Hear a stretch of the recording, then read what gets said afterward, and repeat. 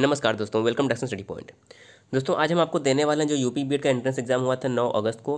दोस्तों उसका आपको आर्ट वर्क का जो सॉल्यूशन था, यानी कि जो पेपर 2 हुआ था कला वर्ग का, वो आपको सॉल्यूशन नहीं मिल पा रहा था। इसलिए दोस्तों इस वीडियो में आपको जो पेपर 2 का कला वर्ग विशेष होता है, यानी कि जो आपका सब्जेक्ट एबिलिटी वाला सेक्शन होता है, उसके प्रश्न जो है आपको सॉल्यूशन देने वाले हैं। तो वीडियो आज आपके लिए काफ़ी इंपॉर्टेंट होने वाला है।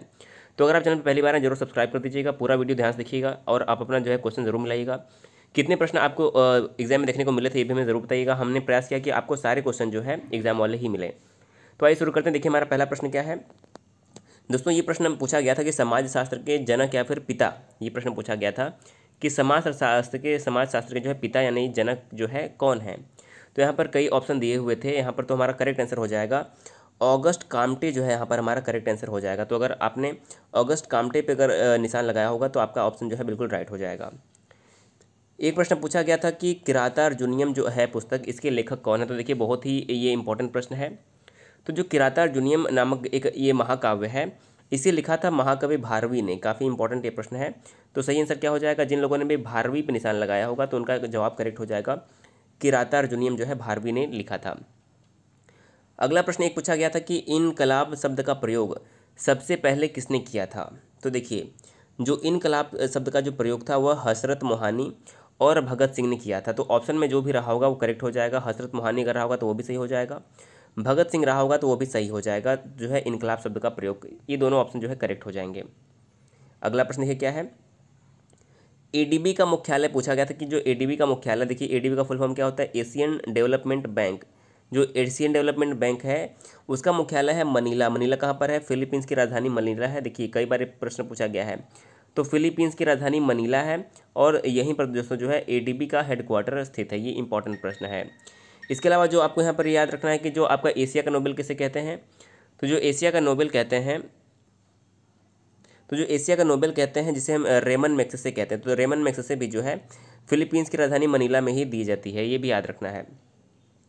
अगला प्रश्न है कि 10वां ब्रिक्स शिखर सम्मेलन कहाँ पर आयोजित हुआ था। ये काफ़ी इंपॉर्टेंट प्रश्न है।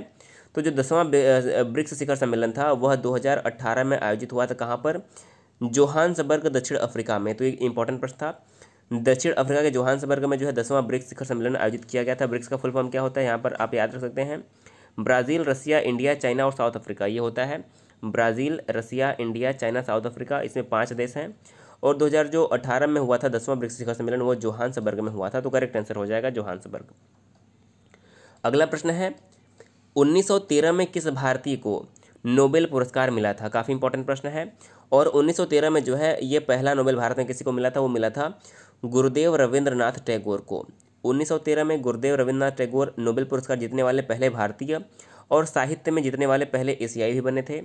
और इन्हें यह गीतांजलि की पुस्तक के लिए दिया गया था। किस पुस्तक के लिए, 1913 में गीतांजलि पुस्तक के लिए साहित्य का नोबेल पुरस्कार गुरुदेव रविंद्रनाथ टैगोर को दिया गया था। ये काफ़ी इंपॉर्टेंट प्रश्न है। अगला प्रश्न है कि स्वागत में कौन सी संधि प्रयुक्त हुई है। तो देखिए स्वागत का जब हम संधि विच्छेद करते हैं तो क्या आता है, सु प्लस आगत। तो देखिए जहाँ पर ई का, देखिए सु प्लस आगत है तो ई का य और उ का व हो जाता है। तो यहाँ पर उ आया है तो वह हो गया है क्या, स्वागत। तो यहाँ पर यड़ संधि, देखिए यड़ संधि में ई का य हो जाता है और उ का व हो जाता है। तो यहाँ पर सु आगत में स्वागत हो गया है। तो स्वागत क्या हो जाएगा हमारा, यड़ संधि करेक्ट आंसर हो जाएगा। एक प्रश्न पूछा गया था कि खिलाफत आंदोलन किसने शुरू किया था। तो देखिए जो खिलाफत आंदोलन था यह 1919 में शुरू हुआ था और इसे शुरू किया था अली बंधु ने, जिसका नाम था क्या, शौकत अली और मोहम्मद अली। तो शौकत अली और मोहम्मद अली ने जो है खिलाफत आंदोलन भारत में शुरू किया था। तो ये इंपॉर्टेंट प्रश्न है, करेक्ट आंसर हो जाएगा 1919। अगला प्रश्न है कि भारत छोड़ो आंदोलन की शुरुआत कब हुई। तो देखिए इसका प्रश्न का आंसर बहुत अच्छा है। देखिए क्योंकि आपका जो एग्ज़ाम हुआ था वो एग्ज़ाम 9 अगस्त को हुआ था और जो भारत छोड़ो आंदोलन की शुरुआत हुई थी वह 8 अगस्त 1942 को ही इसकी घोषणा हुई थी। तो जो 8 अगस्त 1942 को जो बॉम्बे अधिवेशन हुआ था वहीं से इसकी घोषणा की गई थी। तो 8 अगस्त जो यहाँ पर आपका है राइट आंसर हो जाएगा 8 अगस्त 1942। देखिए ऑप्शन में कई दिए थे, 7 अगस्त, 8 अगस्त, 9 अगस्त, 10 अगस्त, उसी प्रकार से 8 अगस्त जो होगा यहाँ पर आपका 1942 करेक्ट आंसर हो जाएगा। अगला प्रश्न है कि बहुबुद्धि सिद्धांत किसने दिया था। देखिए बहुबुद्धि सिद्धांत किसने दिया था, तो 4 ऑप्शन दिए हुए थे। यहाँ पर आपका करेक्ट आंसर हो जाएगा गार्डनर। देखिए गार्डनर ने जो है बहुबुद्धि का सिद्धांत दिया था। तो बहुबुद्धि का सिद्धांत गार्डनर जो है आपका जवाब करेक्ट हो जाएगा। एक प्रश्न पूछा गया था कि राष्ट्रपति राज्यसभा में कितने सदस्यों को मनोनीत करते हैं। तो देखिए, राज्यसभा में भारत के जो राष्ट्रपति होते हैं वह कुल मिलाकर 12 सदस्यों को मनोनीत करते हैं, जो कि साहित्य, कला, विज्ञान आदि के क्षेत्र में जो है कार्य करते हैं, योगदान देते हैं। तो उन्हें 12 सदस्यों को राष्ट्रपति राज्यसभा में मनोनीत करते हैं। तो यहाँ पर सही आंसर हो जाएगा 12। अगला प्रश्न है, भारत में पहली बार पंचायती राज व्यवस्था कब लागू की गई। देखिए, कहाँ लागू की गई थी। अगर हम कब की बात करें तो देखिए 1959 में लागू की गई थी। और सबसे पहले कहाँ लागू की गई थी, तो राजस्थान में लागू की गई थी, और राजस्थान के नागौर जिले में लागू की गई थी। सही आंसर क्या हो जाएगा, सबसे पहली बार जो है भारत में पंचायती राज व्यवस्था जो है राजस्थान के नागौर जिले में 1959 में लागू हुई थी। और इस समय इसका लागू किसने किया था, उसमें प्रधानमंत्री थे जवाहरलाल नेहरू। पंडित जवाहरलाल नेहरू जो है उस समय देश के प्रधानमंत्री थे, इन्होंने जो है इसकी शुरुआत की थी।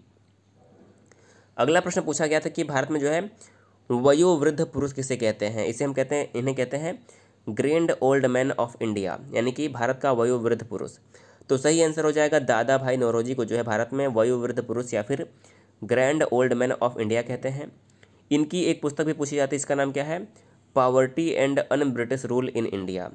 और ब्रिटिश पार्लियामेंट में चुने जाने वाले ये पहले भारतीय भी थे, तो इनका नाम आपके लिए इंपॉर्टेंट है। एक प्रश्न पूछा गया था कि 2017 का बेस्ट यानी कि सर्वश्रेष्ठ सांसद का पुरस्कार किसे दिया गया था।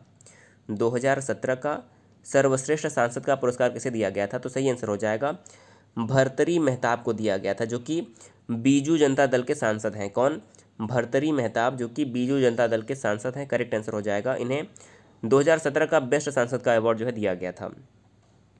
अगला प्रश्न है कि स्वाधीनता एवं स्वावलंबन का सूचक कौन सा पशु माना जाता है। तो देखिए, यहाँ पर जो ऑप्शन के हिसाब से अगर हम सही आंसर देखें तो हो जाएगा हमारा शेर, जो है स्वाधीनता और स्वावलंबन का सूचक माना जाता है। तो ऑप्शन के हिसाब से जो है हमारा शेर आंसर करेक्ट होना चाहिए। अगला प्रश्न है, भारत का लौह पुरुष किसे कहा जाता है। तो देखिए, भारत का लौह पुरुष कहा जाता है सरदार वल्लभ भाई पटेल। यह देश के पहले उप प्रधानमंत्री और देश के पहले गृह मंत्री भी थे। और 31 अक्टूबर को जो इनका जन्म दिवस है उसे एकता दिवस के रूप में मनाया जाता है, राष्ट्रीय एकता दिवस। अगला प्रश्न है, बंगाल में दोहरी शासन व्यवस्था कब समाप्त हुई। तो देखिए, काफ़ी इंपॉर्टेंट प्रश्न है। जो बंगाल में दोहरी शासन व्यवस्था था वह 1772 में लॉर्ड वारेन हेस्टिंग्स के समय में जो है समाप्त हुआ था। किसके समय में, लॉर्ड वारेन हेस्टिंग्स के समय में जो है बंगाल में दोहरी शासन व्यवस्था समाप्त हुई थी। लागू कब हुआ था, तो 1765 में लॉर्ड क्लाइव के समय में। देखिए, 1765 में लॉर्ड क्लाइव के समय में बंगाल में दोहरी शासन व्यवस्था लागू हुई थी। यदि पूछा जाए कि दोहरी शासन व्यवस्था का समय क्या था, तो 1765 से लेकर जो है 1772 तक जो है बंगाल में दो द्वैध शासन व्यवस्था लागू थी। तो सही आंसर हो जाएगा 1772। अगला प्रश्न है कि महोत्सव में कौन सी संधि प्रयुक्त हुई है। तो देखिए, अगर हम महोत्सव की अगर संधि विच्छेद करें तो क्या आएगा, महा प्लस उत्सव। देखिए, महा प्लस उत्सव होगा, क्या होगा, महा प्लस उत्सव। तो देखिए, ई का य, देखिए ई का ए और उ का ओ हो जाता है गुण संधि में। तो महा प्लस उत्सव था तो महोत्सव हो जाएगा। देखिए, जहाँ पर ए आए आपको देखना है कि जहाँ पर भी ये ए वाला निशान आता है या फिर जहाँ पर ओ वाला निशान आता है वहाँ पर हमेशा हमारा गुण संधि ही होगा। तो महोत्सव में गुण संधि करेक्ट आंसर हो जाएगा। अगला प्रश्न है कि रहीम जो थे किसके दरबारी कवि थे। तो देखिए, रहीम जिसे हम अब्दुल रहीम खान खाना भी कहते हैं, यह अकबर के दरबारी कवि थे और अकबर के नवरत्नों में से एक थे। जो रहीम थे अकबर के नवरत्नों में से भी एक थे, जिन्हें हम अब्दुल रहीम खान खाना भी कहते हैं। अगला प्रश्न है कि पावक में कौन सी संधि है। तो देखिए, पावक का अगर हम संधि विच्छेद करेंगे तो क्या आएगा, पौ प्लस अक। तो देखिए, औ का आय हो जाएगा तो पावक अयादि संधि यहाँ पर हो जाएगा। क्या हो जाएगा, पावक में जो है अयादि संधि हमारा करेक्ट आंसर हो जाएगा।